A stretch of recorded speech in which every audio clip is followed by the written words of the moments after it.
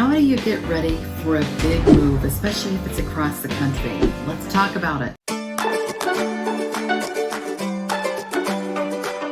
I've put together 8 steps on how to get ready to move across the country, or move from a great distance anyway. In fact, I've got a friend that's moving from across the United States over to Northern California. And she's doing all these things right now.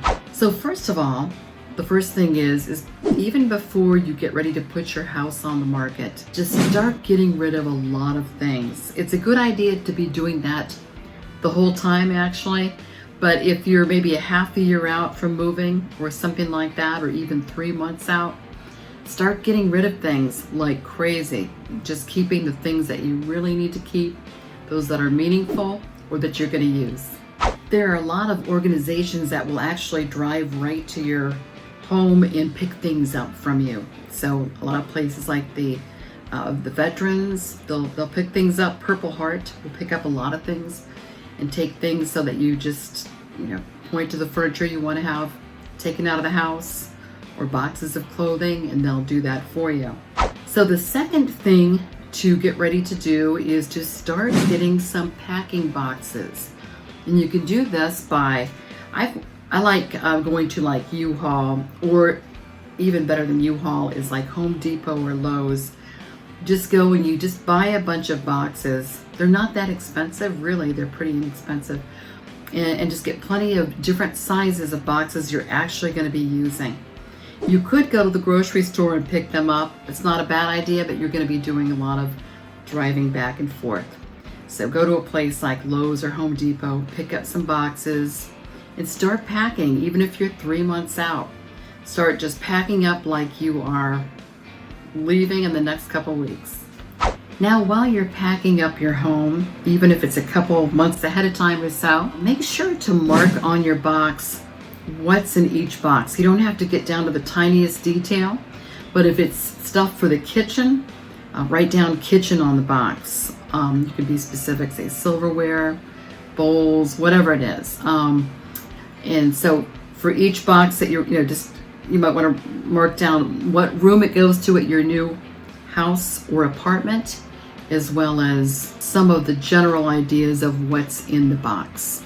Now, after you've closed on your house that you're going to be in at the new location, make sure to get your city services turned on. Your internet, your water, garbage, and also post office. You want to make sure that you're getting items at your new dwelling, so get that all going. It doesn't take much time. You just fill out a couple of forms and that's it. So you'll want to just make sure that's all in order for you, so it's not a big deal when you get there. Before you get to your new house, I would highly recommend getting the house cleaned by a professional.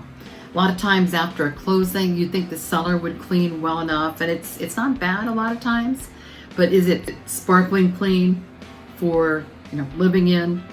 For example, carpeting, if the house has any carpeting at all, carpet, it's always kind of dirty if it's not cleaned really thoroughly. So have a professional go in. You can ask your real estate agent for a recommendation at your new place, and have that done ahead of time before you get out to the house, so you'll be living in a fresh environment. For the actual moving of driving across the country, I would really recommend taking enough time off of work. Like if you're going from the East Coast to the West Coast, or any which direction, where it's going to be a couple thousand miles or so, just make sure you take enough time off. Don't try to work too much on the road, so you can concentrate on your drive. And also, here's another idea: have a little bit of fun on the way. It's kind of a celebration. You're going to a new location. Check a few places out. You might want to check, like if you're going west, the Route 66 route, which is intermittent, but it's really a fun road to check out some different things, some old towns and some sights to see. Or if there's some great national parks, make sure you have enough time. And also, when you're at your new location, try to take a couple extra days off, or a week or so you can kind of explore the area a little bit and get yourself unpacked. Otherwise, it's going to take a lot longer than you might think. make sure your employer, if you can anyway, gives you a little bit of time off once you're in your location to get the house ready, get things put away, so you're all set to work and be in your new environment.